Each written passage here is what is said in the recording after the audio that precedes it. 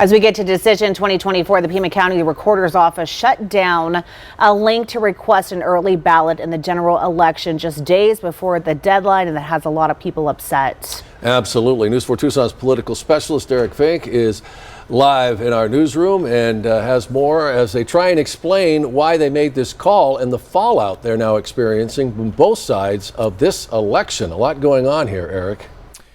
Well, Sean, Monica, the deadline to request an early ballot to vote in this election was this past Friday, October 25th. But the Recorder's Office says days before the deadline, they were overwhelmed with requests, so they closed the portal. And now one state senator is so outraged, she wants an investigation into what happened. But Republicans aren't the only ones tonight wanting answers. 6 days before the early ballot request deadline, the Pima County Recorders Office shut down the link because it says it was overwhelmed with requests in the thousands.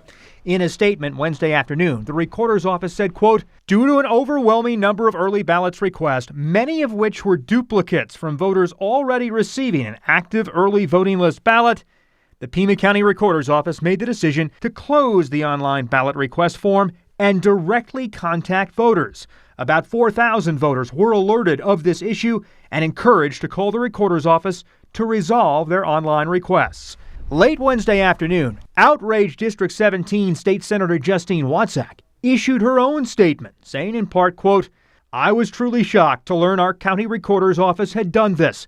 These actions are absolutely unacceptable, undermine the integrity of our elections, and raise serious questions regarding voter suppression." Watsack sent a letter to Recorder Gabriela Cáceres Kelly wanting answers. One of the voters who made an early ballot request is former Democratic state lawmaker Ted Downing, who's now an independent. Downing was the founding chair of the Democratic Election Integrity Committee.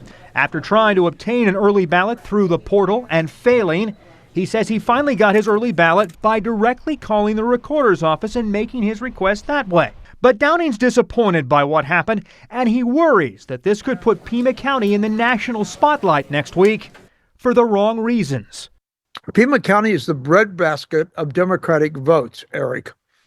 If the turnout in Pima County is subpar as a result of this glitch, the recorder can share credit for the loss. If Harris wins, the Republicans can point out these irregularities. Either way, we lose. This should not happen. Downing argues regardless of one's party, this is a bad look. It is not good for Pima County. It is not good for the election. And this is why excellence is so important. I don't care what your party, be good. I don't think Arizona wants to be known as the Boeing of election integrity.